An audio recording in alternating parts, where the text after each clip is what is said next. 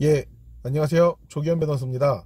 오늘은 인천지방경찰청에 미성년자 조사 참여를 온 김에 미성년자 경찰 조사에 관련된 몇 가지 설명을 드리고자 본 동영상을 촬영하게 되었습니다. 미성년자가 경찰 조사를 받는다고 했을 때 나이를 크게 두 가지로 나눠볼 필요가 있습니다. 만 10세는 넘었으나 만 14세에 도달하지 않은 미성년자가 범죄에 해당하는 행위를 한 경우에 이러한 미성년자, 즉 소년들은 통상적으로 촉법소년이라고 불립니다. 이런 아이들이 경찰 조사를 받게 되면은 경찰 조사 이후에 바로 가정법원 혹은 지방법원의 소년재판부로 송치되게 됩니다. 이것을 소년보호사건 송치처분이라고 합니다. 즉 만 10세는 넘었으나 만 14세가 안 된 아이들이 경찰 조사를 받으면은 형사 미성년자이기 때문에 경찰 조사 이후에 바로 소년재판 절차로 넘어가게 되는 것이죠.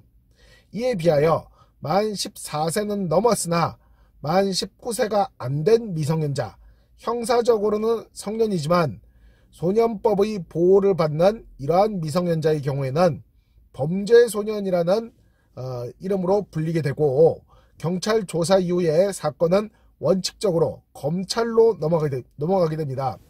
이때 검사의 판단 하에 정식 형사 절차로 기소가 될 수도 있고, 아니면은 검사 판단 하에 기소유예 처분이 내려질 수도 있고, 아니면은 만 14세의 미달한 미성년자와 마찬가지로 소년보호사건 송치처분을 받을 수도 있습니다.